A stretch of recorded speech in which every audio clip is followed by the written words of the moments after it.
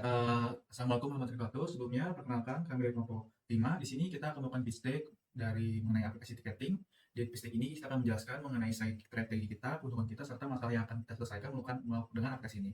Aplikasi yang kita kembangkan adalah aplikasi yang bernama Bastix. Perkenalkan sebelum kita melakukan pitch deck, perkenalkan nama saya Akan Nazra dengan NIM 068. Saya Muhammad Fitriata dengan NIM 082. Saya Isyana Putri Indriana dengan NIM 078. Saya Lina Anggraini dengan NIM 096.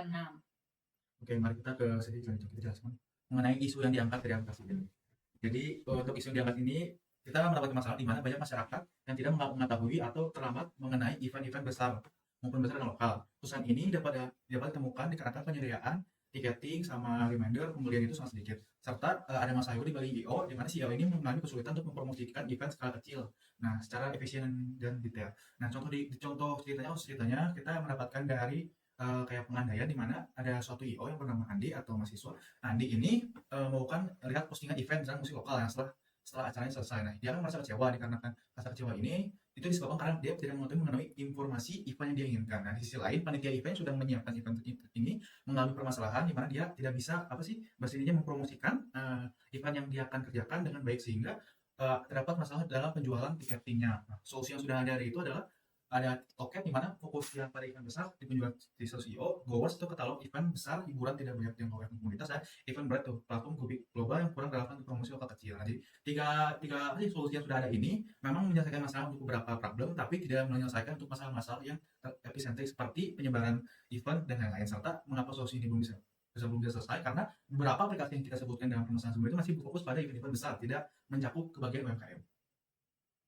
Selanjutnya, nah dari pitch deck atau basics yang kita usulkan tuh, kita menawarkan solusi, yaitu memudahkan proses pembelian event, di mana pembelian tiketing itu dapat secara online langsung dari aplikasinya. Selanjutnya, menawarkan informasi event yang mudah dijangkau dan tersebar. Itu kayak, jadi CEO itu dapat mudah menyebarkan kayak tiketing atau event-event yang dia mau promosikan. Dan tuh yang ketiga adalah memudahkan pencarian event dengan kategori untuk variatif. Jadi di aplikasi kita itu bisa menunjukkan banyak-banyak jenis-jenis event yang akan diikuti seperti event olahraga, event musik dan event lainnya. Selanjutnya ada value proposition atau hal yang unik dari aplikasi kita. Yang pertama mencakup semua jenis event yang kita sebutkan sebelumnya. Yang kedua adalah dari sisi CEO-nya yaitu analitik event dan promosi cerdas, di mana kita menggunakan teknologi AI serta kayak analisis atas statistik untuk penjualan tiket. Serta di bagian ini juga kita mendukung event hybrid seperti ada kelas online serta event non hybrid seperti maraton dan teman-temannya. Nah, benefit yang akan diterima oleh user itu adalah menemukan event sesuai dengan minat, memudahkan pencarian event, terus pendaftaran dan pembayaran tiket yang lebih praktis karena dilakukan secara online, lalu mendapatkan notifikasi real time pengingat acara, di mana kan kita sering ada lupa gitu soal event-event yang kita lakukan itu suka lupa waktunya. Nah, dengan aplikasi ini masalah itu akan selesai. Nah, solusinya itu dari aplikasi itu si user itu akan merasa terhubung dan termotivasi untuk mengikuti event-event karena kan mendapatkan informasi dan notifikasi yang jelas. Yang kedua ada percaya diri dan terkontrol serta kepuasan pribadi dalam kebahagiaan. Karena kan kita tuh reminder sama pemberian informasi dalam pembelian tiket itu lebih jelas dan lebih fokus. Baik, selanjutnya saya akan menjelaskan mengenai input, proses, output, dan juga outcome. Di sini ada input, yaitu terdapat hasil dari teknologi di digital, yaitu aplikasi Bastix yang dihasilkan oleh dari event itu sendiri. Selanjutnya ada tim teknis dan juga customer support. Dan selanjutnya ada kerjasama dengan IO dan komunitas. Dan terdapat integrasi pembayaran digital yang dibuat oleh dari event juga. Dan juga adanya data minat pengguna yang akan dimasukkan ke dalam Bastix ini. Lalu di sini ada proses, di proses sendiri terdapat edukasi IO tentang digitalisasi event. Selanjutnya ada promosi event berbasis lokasi dan juga minat. Lalu ada sistem reminder dan notifikasi event, dan terdapat penjualan tiket via e-tiket dan juga QR code. Selanjutnya ada analisis performa event untuk IO. Selanjutnya terdapat output, yaitu pertama, event lokal lebih mudah ditemukan oleh para masyarakat yang ingin mencari event-event di sekitarnya. Selanjutnya ada tiket event dapat dibeli online, jadi tidak perlu susah-susah mengantri untuk membeli secara offline. Selanjutnya ada jumlah peserta meningkat. Lalu ada biaya cetak dan pemasaran IO berkurang. Lalu peningkatan engagement komunitas. Selanjutnya di sini ada outcome, di mana peningkatan partisipasi masyarakat dalam event lokal. Selanjutnya ada pertumbuhan ekonomi kreatif lokal. Selanjutnya ada penurunan penggunaan tiket fisik, ramah lingkungan. Lalu ada meningkatnya keberlanjutan event komunitas. Lalu terdapat terbentuknya ekosistem event digital inklusif. Selanjutnya, di sini ada pengukuran dampak usaha solusi, di mana kita telah menyiapkan beberapa indikator dan juga dari tahun ke-1 sampai tahun ke-5 untuk prediksinya. Di mana di sini ada indikator pertama, yaitu ada jumlah komunitas atau IO lokal yang bergabung. Di mana di sini tuh di tahun pertama kita akan memprediksi sebanyak 500 jumlah komunitas yang akan bergabung. Dan sampai di tahun ke-5 yang terakhir ada total 3.500 jumlah prediksi dari jumlah komunitas atau IO lokal yang akan bergabung. Selanjutnya di sini ada jumlah event komunitas yang terpublikasi, di mana di tahun pertama kita akan memprediksi sebanyak 1.000 jumlah event komunitas yang akan bergabung, dan di tahun kelima akan diprediksi sebanyak 7.000 jumlah event komunitas yang akan terpublikasi. Selanjutnya di sini ada indikator yang ketiga, yaitu jumlah tiket terjual, di mana di tahun pertama kita akan memprediksi sebanyak 16.000 jumlah tiket terjual, dan juga di tahun kelima akan kita prediksi sebanyak 243.000 tiket akan terjual. Dan yang indikator terakhir terdapat jumlah peserta event berbasis rekomendasi, di mana di tahun pertama kita memprediksi sebanyak 10.000 jumlah peserta event berbasis rekomendasi. Selanjutnya di tahun kelima akan diprediksi sebanyak 130.000 jumlah peserta event berbasis rekomendasi.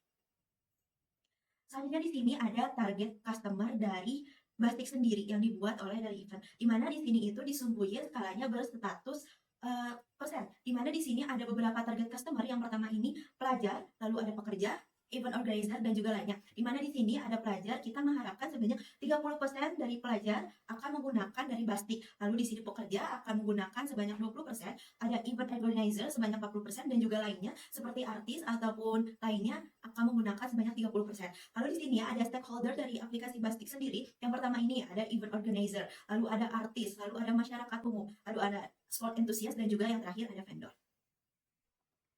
Selanjutnya yaitu ada kompetisi.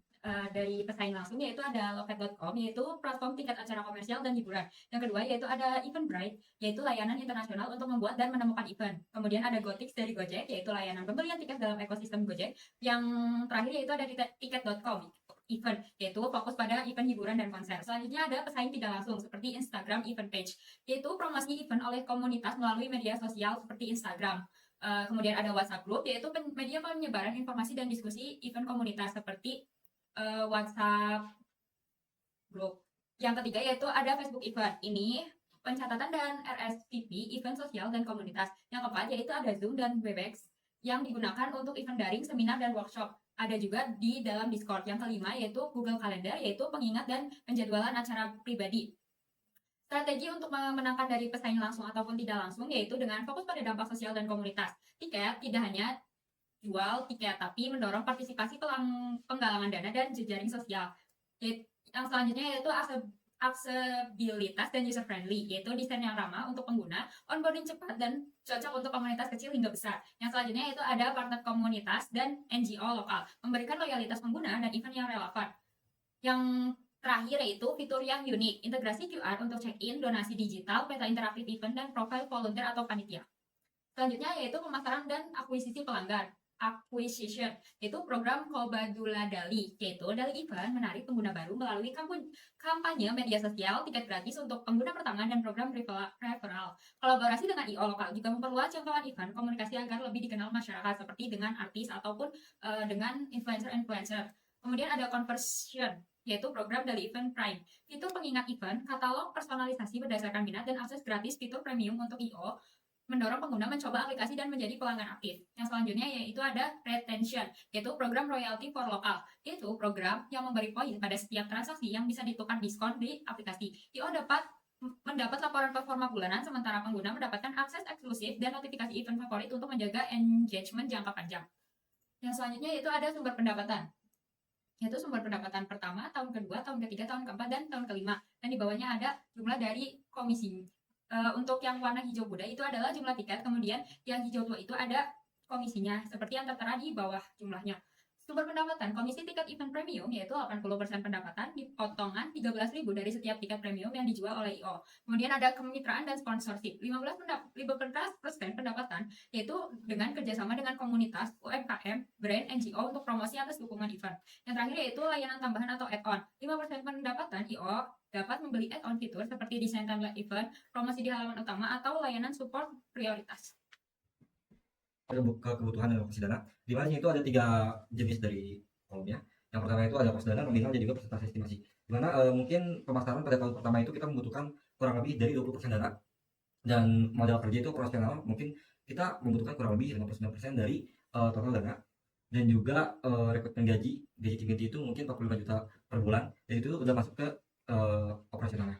Dan juga ada capital expenditure, juga ada 33 juta, dan ini mungkin kurang lebih 8% dari presentasinya. Dan juga ada R&D itu biaya sebesar 135 juta, persentasenya itu 35% kurang lebih, dan ada perizinan dan praoperasi itu seperti pajak dan perizinan lain juga. Mungkin nominalnya sekitar 27 juta, kurang lebih dari 6% dari biaya.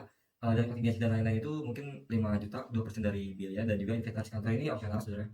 Jika kita ada sewa kantor dan macam-macam, maka inventaris kantor ini bakal diperlukan. Dan juga persentase itu estimasinya 2%. Dan juga ada total kebutuhan awalnya itu mungkin sekitar 400 juta. Dan persentasenya estimasinya 100%. Di sini juga ada jumlah kas yang dikeluarkan per bulan. Dan ini juga termasuk estimasi operasional, di mana 67 juta itu termasuk gaji, sewa, internet, server, promosi, dan lain-lain juga. Dan di sini juga ada runway-nya untuk beberapa bulan. Jika dana kita 400 juta dan awal kita, maka mungkin biaya ini tuh bisa masuk 5-6 bulan lebih operasional. Dan ini juga dihitung dari biaya operasional ini, dihitung dari harga komisi dari tiket, dan itu belum masuk ke fitur premium. Dan juga ada diagram pie, dimana di sini juga bisa kalian lihat ada komponen-komponennya, jumlahnya, presentasinya. Di sini juga ada komponen untuk modal sendiri, dimana dari event itu akan memodal sebesar 240, 163, 200 juta. Dan itu presentasinya itu kurang lebih 60%, dan mungkin kita akan mengambil kredit juga sebanyak 160, 108, 800 juta. Jadi presentasinya juga 40%, dan untuk total modalnya mungkin 272 juta. Juga bisa dilihat juga. Nah, di sini juga ada strategi-strategi yang kita akan ambil, di mana bulan 1 sampai 6 ini kita itu akan merilis MVP pada Android dan web.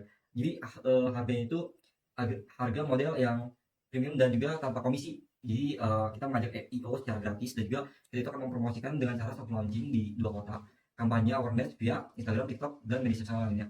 Distribusi juga rilis pada aplikasi Play Store dan buka akses website-nya juga. Distribusi digital ini fokus pada di kota-kota besar seperti Jakarta, Bandung, dan kota-kota lainnya.